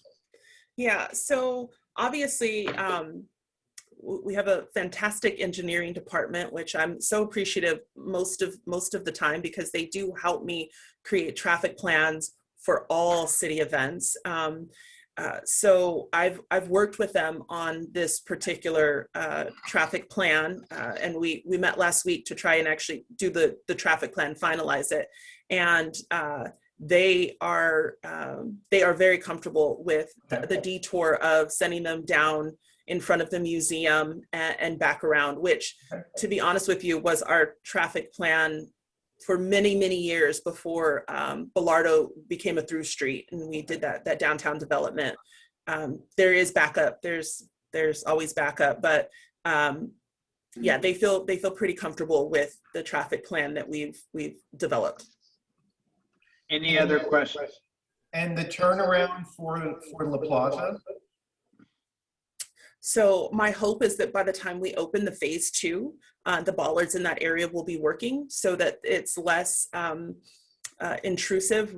Prior to the closure, or prior to us shutting down because of COVID, I'm sure you remember we were pulling out the water barricades because it was the safest mechanism for VillageFest when we have thousands of people walking down the center of the street. That is not going to work for this phase 2 because with parklets, we obviously drain a lot of water at the end of the event, and that would flood a great majority of the parklets south of where those water barricades are. So my hope is that they'll be active by the time we open phase 2, and that will be a very important factor of opening phase 2. Because we do not have the ability to use water barricades. I mean, I think we're heading into a water shortage again. So that's a huge factor for our community, and we want to be responsible. So, but I do know that our engineering department is trying to get those up and running. They just got them up and running in the new development because with Maryland coming in, the discussion of VillageFest possibly expanding, the ones that are in the new development are ready to go. Any other comments on the phase 2 proposed footprint? Do I have a motion to accept phase 2 footprint with a date of TBD? I move we accept phase 2 footprint with a to be determined. Second? I second. All in favor? Aye. Aye. All opposed? All right, you have phase 2. Okay, so just to reiterate, we will not, phase 2 will come before this board on an agenda item. I'm hoping that at that time we'll have more foresight in what's happening with parklets, what's happening with the bollards, where we can and can't place vendors, and where this board feels comfortable with vendors being. If we do not feel comfortable with vendors, between parklets, then we'll, on a staff level, remove that. So this will come before you before we enact it onto the street. So are we officially voting on phase 2, or no? We just the footprint. Yeah, the acceptance of the phase 2, it'll go to city council. However, I just want the board to know that you will review details before we actually implement a phase 2. Well, I didn't vote because I was waiting for you to say abstentions. I was going to abstain from voting, but I will oppose the vote because I oppose doing it mixed in with the parklets and with the restaurants. I think it's too obtrusive and too densified personally. So that's just my official vote. But Fair enough. I'm happy to be outvoted. Would you prefer to be an abstention? Well, because we will review all of that once this comes back to us. Yeah, I'll be an abstention then. Okay. Thank you. I did want to bring up that one parklet that has the cigars in it. You know, we don't allow smoking in the VillageFest booths because of the neighbors. And they're, you know, in that location right there, they are smoking cigars there all day, you know, constant. So I just want to point out that that might not be someplace friendly for a vendor to next to. Thanks. Thank you, Joy. Good point. Jasmine, do you want to go on to guidelines? Yes. So did everybody get my email with the guidelines? Yes. Okay. So Chair Flick, however you would like to navigate this conversation, I'm supportive of. We can go line by line, or we could just ask if people have questions and review them, just the particular. Some of it is very basic. Some of it's basic, and one of my questions is, this is based upon April 27th guideline. Correct. Yes. So that anything could change between now and July 1st. Absolutely. Okay. I mean, even today, I'm not sure if everybody received it, but there was new guidelines that came out from the CDC. Yes. And are far more descriptive in terms of outdoor events. Let me see if I could. I knew they were coming out. I have not had an opportunity to read them. Yeah, they allow people. They allow people to walk around outside without a mask. Vaccinated people. Yes, vaccinated. There's no way to monitor that. Right. I mean, Yeah. stopping people and asking if they've had their vaccination. Yep. Right. But So, I guess the point being, Celia, the reason why I made that distinction is that if it's really the vaccinated people, and they say that going to any crowded event, that they still suggest that everybody wear a mask. So this is going to be crowded enough that that's one of my concerns about it. Like, do we really want to ask people to wear a mask at VillageFest outside? And if they're not, who's going to be the mask police? You know what I mean? There's a lot of logistics. But anyway. So I think, has everybody had a chance to read these guidelines since they got them? Yes. Yes. Okay. Okay, so I think, does anybody have any major, and we can go this person by person, or we can, what is everybody's comfort level? Do you want to go bullet by bullet, or do you want to just bring up any questions you've all had if you have read them? I think The second. yeah, I think based on today's information, all of these guidelines seem to be reasonable. They may change, but given today, I think it's reasonable.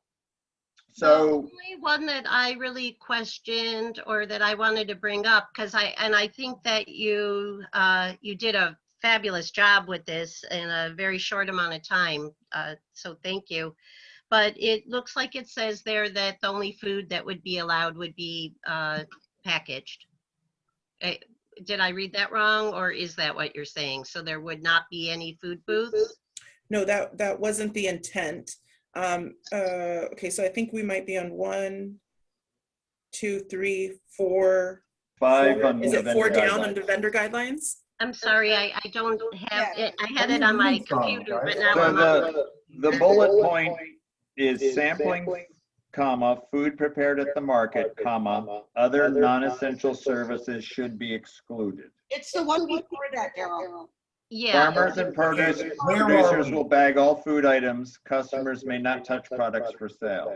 No, I think it was the first one you said, because when you read it out loud, I heard what Joy heard. That wasn't the intent, Joy. So I apologize. Maybe I will look and see if I could find a different wording for that. But the prepared at the market, I think, portion makes it seem as if we're talking about food service vendors. So no, that was not the intent. So I appreciate the comment. Can I ask I what really what think document that we're following? It was an email that was sent to you. At About 4:55. I will try and resend. Just send it.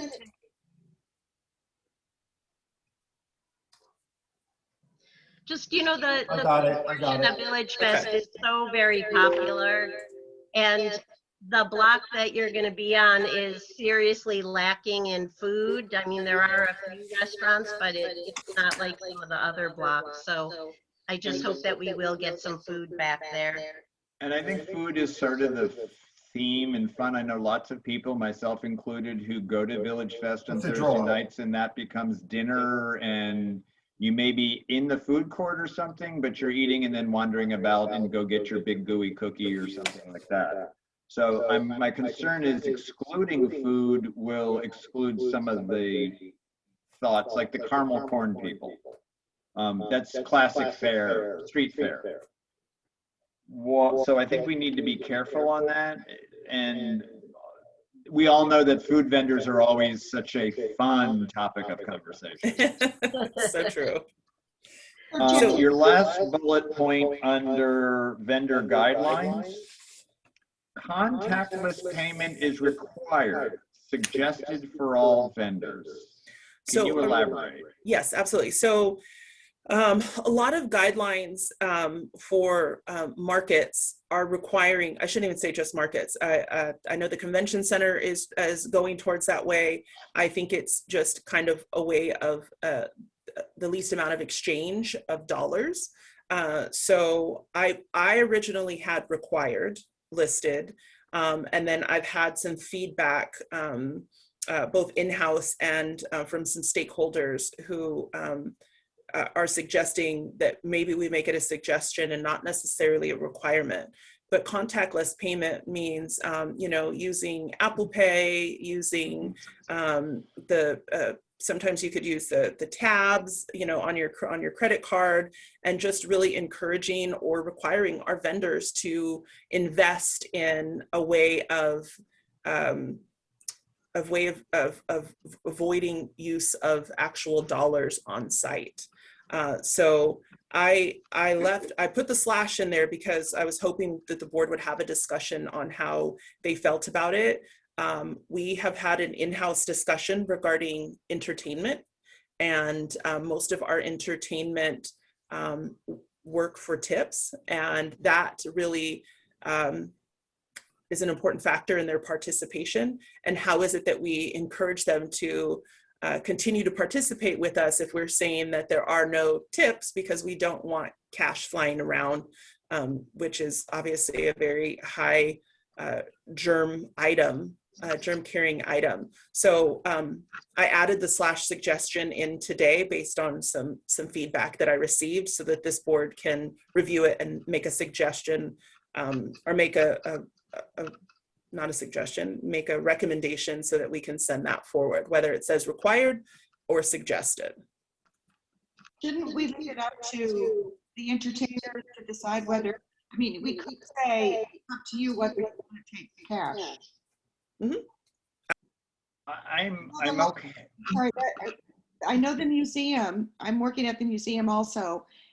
They do not take any cash. Their whole system is contactless now. And people seem to be fine with it. I think you have a lot of, can you hear me? I think you have a lot of Canadians and a lot of tourists, and I think it's really none of our business because all stores take cash, credit cards. I think you should leave it to the vendor what they want to do with it. It's like why do we have to rule other people? It's everybody else takes cash. Grocery stores take cash. I'm okay with this if we suggest or encourage. I'm against it being required because I know I'm not going to be keen to Apple Pay for a $3 cookie or a $4 cookie. Exactly. If it's a $20 item, then maybe, because having had my own business, I'm also thinking of the transaction fees, especially for the little guys. And for those little shops and little points of sale, that's really going to start hurting. But I'm not opposed to encouraging this and suggesting it because that's the way the world's going. So does that stand for tipping entertainers as well? That was something that Jasmine and I spoke about the other day amongst a million other things, but the possibility that maybe entertainers could be paid instead of tipped. By whom? Well, are we Us? having entertainment, first of all? I think you want to have particularly on this I don't want block. anyone singing at me, I'll tell you that right now.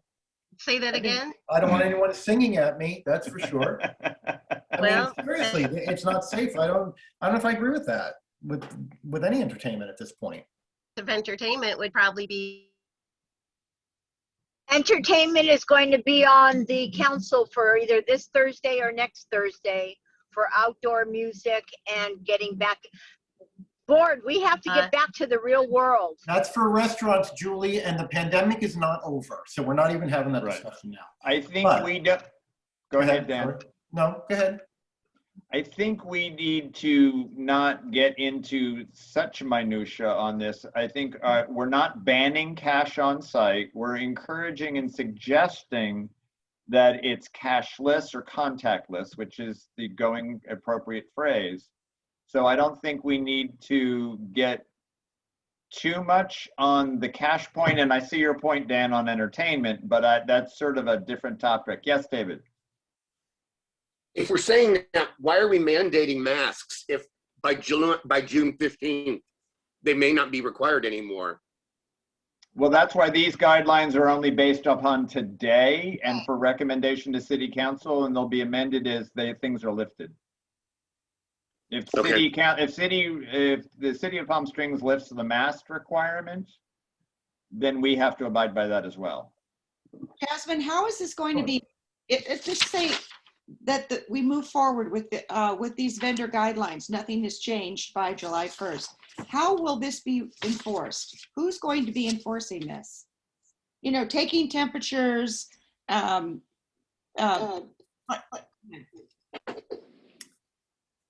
so some of these guidelines, such things as you know, the mask requirements, we'll work with our police department who are still coming out to VillageFest for security purposes. Some of it is going to be it's going to be a little bit of self-governed. You know, we can't necessarily check each vendor to make sure that their staff members are being temperature checked each day, or each time they come and participate on a city staff level. It's a requirement that we sign in. So if we wanted to, we could create some sort of sign-in that vendors have to submit to us. I worry about getting too far into the guidelines. I know someone had mentioned, you know, do we require our vendors to be vaccinated to participate? And I'm not sure where the line is drawn on those types of topics. If it's something that the board wanted to consider, I would absolutely take it to the city attorney for his feedback, whether it's something that we on a city level want to implement. However, some of these standards, when we're asking our vendors to participate and we ask them to sign off, just like our rules and regulations, we need to put some of the onus back on them, and then, you know, hope that vendors are, you know, abiding by our guidelines. And I would be surprised to see the city attorney condoning a vaccination requirement, because everything I've read outside on a broader scope is it's a quagmire of personal choice and rights of what you do with your body. So I may not agree with everything, but I absolutely see the point. So, and then again, then we have to get into who's forging their vaccination cards. Right. Yeah.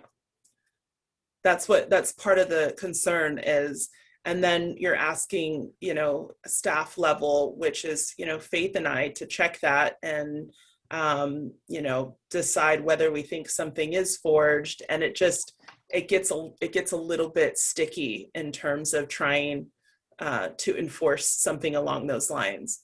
So again, if the board wants that to be something that we incorporate, then we will make sure it's approved by our city attorney, and then do whatever it is that the board deems is most appropriate for the event. I don't think we can dictate what our event is. I think we have some control over some staff members that, like you, Jasmine, you have a protocol for what you need to do on your job. But I think people coming from the outside, we don't have authority, nor should we, to dictate whether or not they get vaccinated or, checking their cards. That's not, your job is not to be a police officer. So, sorry, Celia. That's it.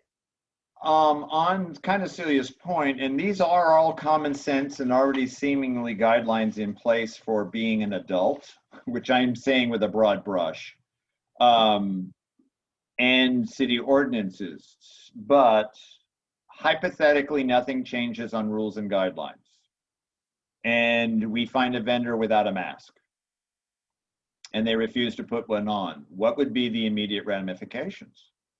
Do police come in and ask them to leave? That probably would be it. I see that, Justin made a comment in the sidebar about the city is moving to the direction to deter to state guidelines. So our police department will only be able to enforce something that is an actual guideline from the state or the city. Now, if the state is saying masks aren't required, which may or may not happen, but let's say they're saying they're not required, that's not something that the police department can enforce.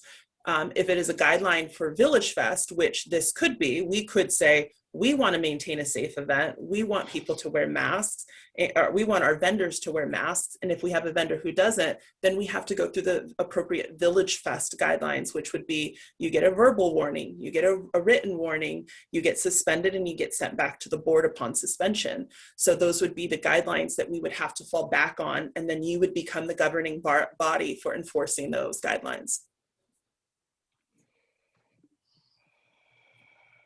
Okay. Dan, you're on mute. You're on mute, Dan. Still on mute. Muting. Dan, you're on mute. I was trying to fix it. Ah. It was my mouse. My mouse does something funny, the Apple mouse, and I couldn't connect. Sorry. So the last point under general guidelines, all customers must follow social distancing requirements. Are we limiting entry to a certain number of patrons? In other words, are we going to have a clicker at the entrances at the two ends and know, like they do at the gym, they can only have whatever they can have right now, 60-something people or something like that, right? And that's what they do. And when person number 62 comes along, they have to wait until someone leaves. Are we talking about doing anything like that? Because I don't think we could enforce social distancing or even expect it. Right. We don't have the ability to.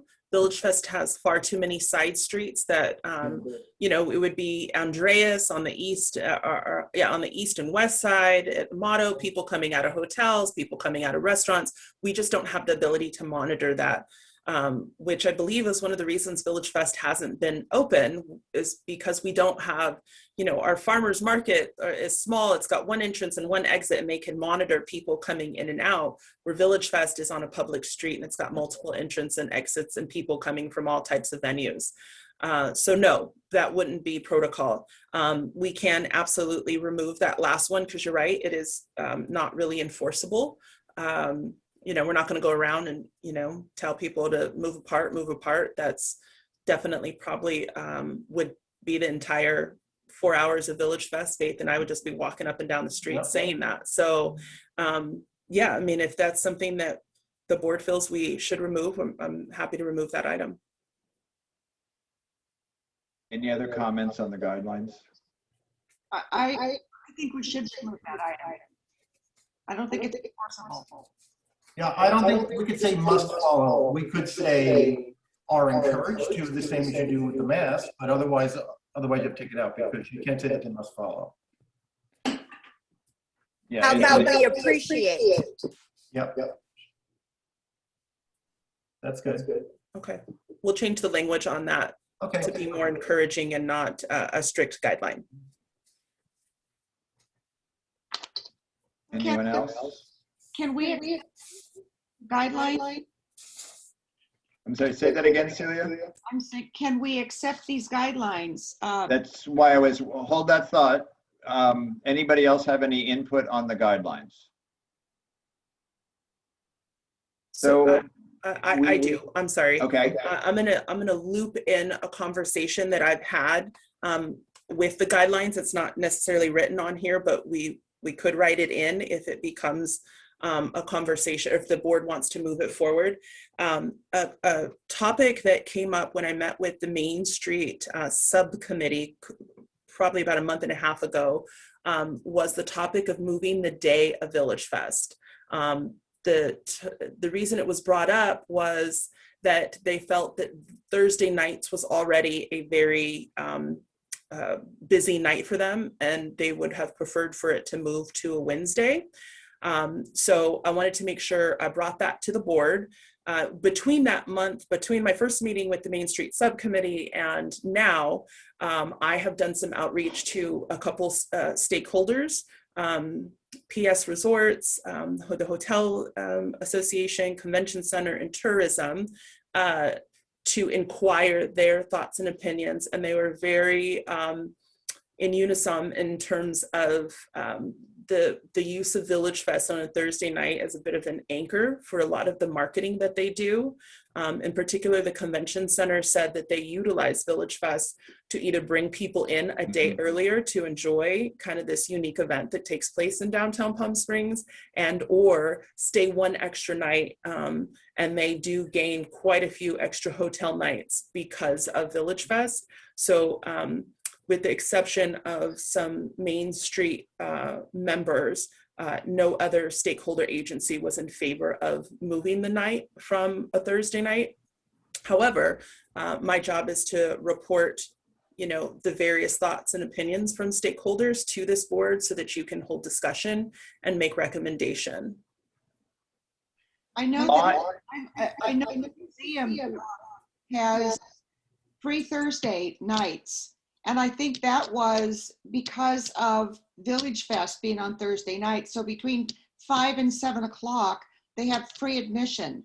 And I think a lot of people come and go to the museum, so waiting for VillageFest to open. So we're not open on Wednesdays. The museum is not. I mean, same we, because I work there. I mean, I volunteer there. It's my museum, okay? So I know that free Thursdays is an important adjunct to VillageFest Thursdays. My understanding from when I was with the museum and the different events I attended and the different guests from actually all over the world that I have spoken to in the previous 3 years, and even in the planning of the Agua Caliente Museum, we looked at Thursday nights, and I think it is so globally recognized as a Thursday night event. I think it actually gets people to, I agree, and I've talked to guests personally, they came in on Thursday to get settled, go to VillageFest, and then they start their weekend or meet their family. I think it's kind of an iconic thing, and I would be very reticent to move it. I think it would actually hurt us. Yeah, I agree with that too. Just from a branding perspective, to have something that's happened for 27 years on a certain night and to just change it. I mean, for me as a merchant, the only thing I don't like is that now council meetings have been changed to Thursday night, which can make it complicated for businesses that are going to want to attend to hear different issues at VillageFest, at the council meeting. But I personally support it to stay on Thursday night, because Thursday nights are only busy because of VillageFest. That's right. Justin, I think you should have city council own. meet at VillageFest, and then we could kill, basically 2 birds, 1 stone. Perfect. I love it. But all David? kidding aside, this whole bit of having to have all the meetings after 5 p.m., it's bunching everything together. Yeah. And so it makes you have to make choices. David, you had your hand up. The minor thing, but if and when the buzz comes back, That was a big feature to get people down there Yeah. with less traffic problems. And the Buzz was a major, and this is major artery, because I know more than one person who would buzz for their evening out and then Uber home. Yeah. So, yeah. Yeah, we talked about that today too with Jasmine at the board meeting. Is it coming? So we've made a few edits to the guidelines to make them more feasible, and some clarity on the food, clarity on the suggestion of contactless payment, clarity on the following social distance requirements, and the rest, I believe, is sort of what I would hope would be common sense and adult behavior. Is anybody have any objection to basically these edits? To have a motion to accept the guidelines for presentation to City Council as policies for the state of California stand on April 27th. I move to accept the guidelines. I second. All in favor? Aye. Aye.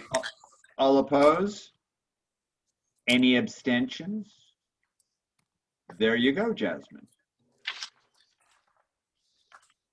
Thank you very much. Okay. Is that all you have, madam?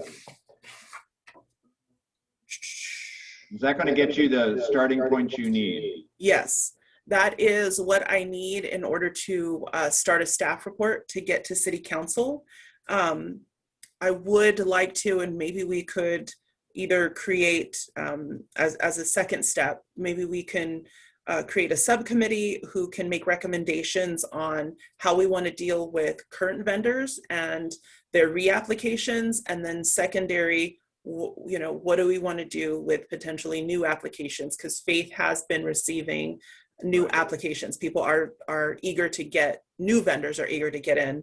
So well, based upon that, I have sort of a twofold question that leads into sort of the vendor issue. Okay. Are we back on a regular bi-weekly schedule? That's up to the board. So, but I mean, City Council recommendation that we start to meet on a regular schedule as we had before. Right. So it's dependent upon the business that needs to be conducted.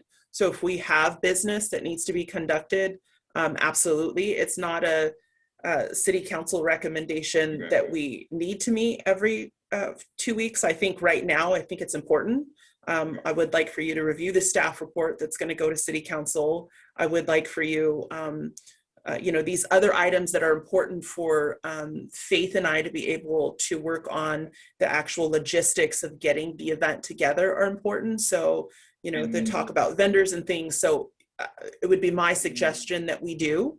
And if at some point, you know, we decide that there's not, you know, that we don't have any information because we don't have new vendors coming in, then we can talk about it at that time. But my suggestion would be right now, we go back to our regular schedule. Right, and that is sort of the phase 2 of that question. And then I'm going to make a proposal that we now are on, because before we adjourned in February of last year, where there was a conversation that all meetings would go to 5:30 in the evening, not versus our previous 3 o'clock. Is that now the new city standard? And that's when our meetings will be? Yes. Okay. Yeah. So my Hold on, one proposal. question on that. Just hold on one second, Daryl.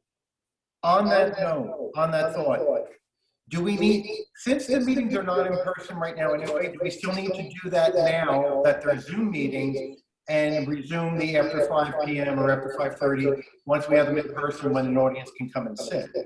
Or do we have to do that from now? I mean, I'm more than happy to check in with the city clerk's office, but I'm feel fairly confident that he is going to say that we need to meet at 5:30.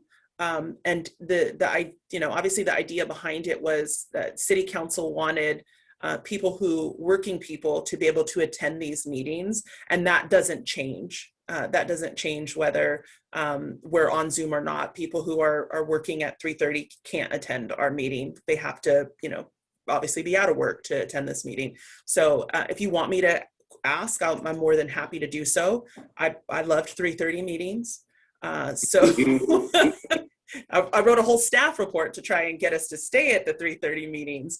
So my question, so maybe for just the next meeting, we could get permission for somewhat simplicity. My proposal, and see if this goes within guidelines, and I would love everybody's feedback on it, because I think this is something we need to address all on its own. We've got the footprint. We know what Jasmine and Faith can tell us of actual body counts as far as vendors go, but I think we have a meeting in 2 weeks with one topic, and that is vendors phase 1 and going forward. Sort of phase 1 is the going forward, but we all discuss how we want to bring those people in and all these applications, or what are we going to do in just vendors? Does that seem reasonable? Because I think that's a big conversation. Anyone? I think it's reasonable. Yep. I mean, obviously, if there's something comes up to keep Jasmine and Faith on track, which is kind of our big goal here. Sorry, But my dog is freaking out. okay, bye, puppy. I think we can have that. I think we meet in 2 weeks. We ask if we can do it at 3:30, but with one topic of vendors, in that it's phase 1, phase 2, and forward. Are you talking about actually deciding on vendors, or? Not the nuts and bolts, but the guidelines to bring them in for phase 1. And the selection criteria, right? Yeah, how we're going to have that phase 1, and then so that at the same time we're keeping in mind phase 2. And Jasmine just said there's applications to be somehow at least looked at. Would that keep you guys on track and be helpful, or? Yes, on a staff level, yes. Okay. Daryl, would we not go with the first, the annuals to see who wants to come back from them first, or what's your thought on that? We have not come to a conclusion. I think we need to have a group conversation on all of that. Just one of those, we could say annuals, but one if all the annuals are all bracelet vendors. Or they're all downtown merchants, or they're all food vendors. Yeah, exactly. I think we, just like the regular VillageFest, we set some sort of criteria on how a percentage, if nothing else, of who and what. Because if not, we'll have the bracelet fair. Well, we'll need data for that. So I guess the real question is, Faith and Jasmine, can you get us the data on all of the vendors that have reached out and have said that they want to come back? And can you pull their applications, and can we get that kind of information and also have them grouped in categories? Because that's a lot of work to do. So if you only have 2 weeks to do that and all the rest of your job, is that enough? And that's part of my concern. Yes, we can get that together. And don't forget that's going to be in July. Sorry, Julie? Right. That is going to be in July, hot weather, so we only get a certain percentage of vendors during the summer anyway. Right, that's why I felt it important we have a target date so we know what to do. So we want to put nothing but chocolate vendors on Palm Canyon, on the sunny side. In August. Yes. Absolutely. Okay, so do you think we need to have anything else on that next meeting, or should we just focus on vendors alone? Vendors phase 1, vendors phase 2, vendors future. Or however you kind of, I'm going to sort of bat that back to you on the sort of what kind of structure is going to help get this, because I'm assuming you'll need to go to council, or we have complete license. I don't believe this part needs to go to council. I think this is completely within your jurisdiction of governing VillageFest. Okay. Does everybody agree that we do it in 2 weeks with just vendors, as we sort of get our arms around who's going to be on phase 1 and phase 2? I would say yes, Yes. from my point of view, but I'm going to be in Hawaii, so I won't be here. Hello, with you and have a meeting virtual. there? That sounds fun. Let's all Celia. go. I didn't go last year. I'm going this year. Virtual. For you. Virtual. Yeah, I'm not going to take my computer to the pool and sit. I don't blame you. I'll take my computer to my pool. Okay. So I have another question for board. Is it possible that we can either use Palm Springs Chamber to, we have lots of offices over there where we can sit very far apart if we choose to and meet just meet together. Is that possible?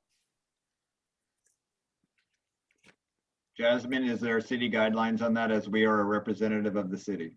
Right. So until the city reopens their buildings, which means that they're open to public, we as city staff need to maintain the guidelines of using virtual events or using virtual formats. And that's the city guideline in order to maintain our safety and the safety of the employees that we are required to be around. Right. So and the meetings are recorded. So the answer is no, Julie. I got it. So A need for effort. Absolutely. So do we, Julie, a reminder, because of your technology issues, you need to get in touch with the city clerk's office, and you need to be sworn in, please. I will do that. And does, Jasmine, do we have any other business to attend to tonight? Well, if we could just go down the agenda, even though I don't believe we do, Okay. you never know. So just Right. we're on unfinished business, which Okay. we have none at this point. That's what I thought. I was I have a double question checking about that. myself. Are we Living in the twilight done zone. with the issue with the Prickly Pear Boutique, that we maintain the revocation of their permit and that's it, or is their appeal still open? We did Are not they get. reappealing? I'm sorry. We did not get anything post our last meeting from them. Okay, all right. So then that would be the only unfinished business that I would even imagine. I think that anybody that has been brought up on that with such limited spaces available, anybody that's been brought up to the board for violation should really be at the bottom of the list at this point, because Correct. these spaces are going to be at a premium now. So whether it's them or just a variety of others that have even been questionable. I mean, it's going to be very subjective at this point how people are chosen, but I mean, in the back of my head, I would certainly be keeping those other various people towards the bottom of that list. So you, Joy. So if there's no other comment, and this is not, Celia, this is not being snarky, I promise. I am actually traveling on the 11th, which would be 2 weeks from today, but I'm planning to take my technology with me anyway. So that being said. Well, does it have to be on a Tuesday? I thought that Daryl Baum, in one of the notes back originally when you first tried to set the meeting, Jasmine, he mentioned that he's not really available on Tuesdays. So since it's going to be, the next meeting is really just for this one purpose, and we don't really have any vendors to interview or anything, can we make it a different day then, so it's convenient for everyone? So you could call it a study session, right? Right. And Yeah, do it we a can different hold day. a special meeting, a study session, anything along those lines. We cannot change our regular scheduled meetings because it's written in as a city ordinance. But if you wanted to hold a special meeting, absolutely, we could do that any day at any time. Actually, I would consider this to be somewhat of a study session, because we've got to sort of study who's and what's is, and yeah. When are you coming back, Celia? The 17th. And before then, I'm willing to look at applications or to, help in whatever way I can. I'm going to be gone from the 7th to the 17th. Okay. I want to go with Celia. Yeah, I know the answer to this. Jasmine, I'm going to go visit my mother. I know you don't want to come to Philadelphia. Yeah, no, I'll Yeah. go with Celia. Yeah, I thought so. Philadelphia. I'll go with Celia. Somebody go see my mother. Okay. So that would be, the 11th would be the next meeting. I don't want to go too far past 2 weeks because I kind of want to make sure we keep up on track because the 20th would be city council. What is the Tuesday after the 11th? What The date? 18th. 18th. I could do that. I'm good with the 18th. So that's actually 4 weeks from today. No, it's actually 3 weeks. It's 3 weeks. That's actually 3 weeks from today. Right. I'll do So, whatever you want. but that, Jasmine, does that give you enough wiggle room? It does. It does. So So May, why I don't we propose, go ahead. was gonna say May 18th, is that the date you're talking about? Yes. Okay. How does May 18th look for everybody? Because I think this is an important dialogue and it's going to take a little time. And I would like to be there, so I'm, Right. So why don't we propose I'm May with me. 18th? May 18th, You can do it anytime. 3 o'clock, 3:30, Yep, sure, 3:30, sure. yep. 1, Whatever twice? you want. All right, so I'm going to propose that our next meeting be a study session, May 18th at 3:30. Perfect.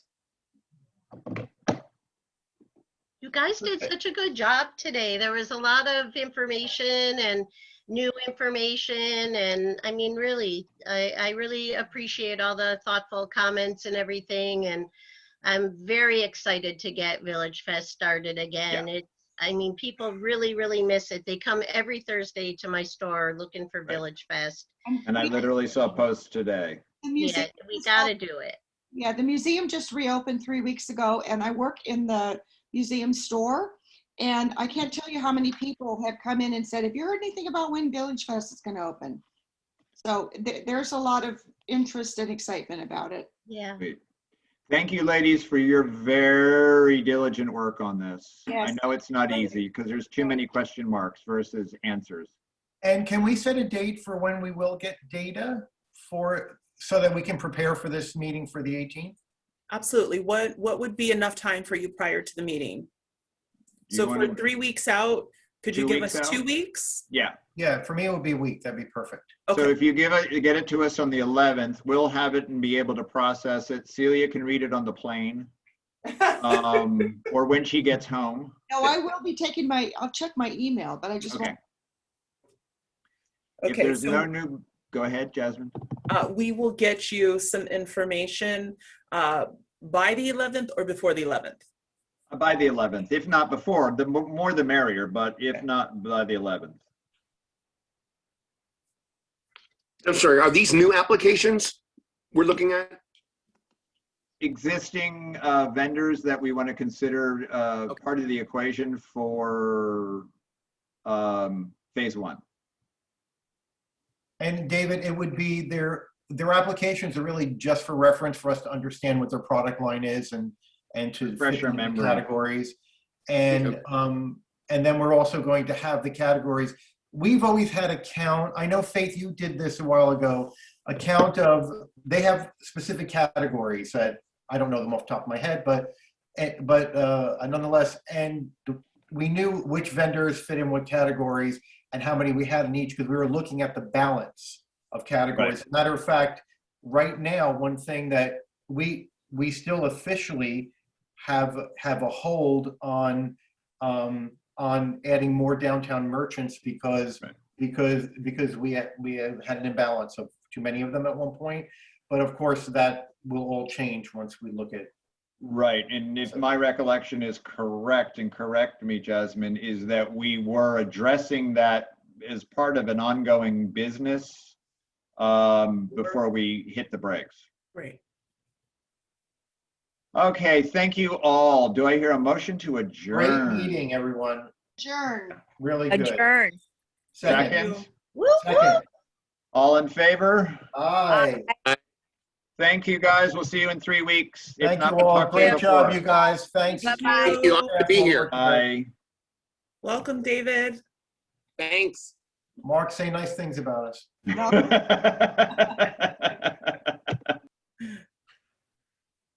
right, ciao, Bella.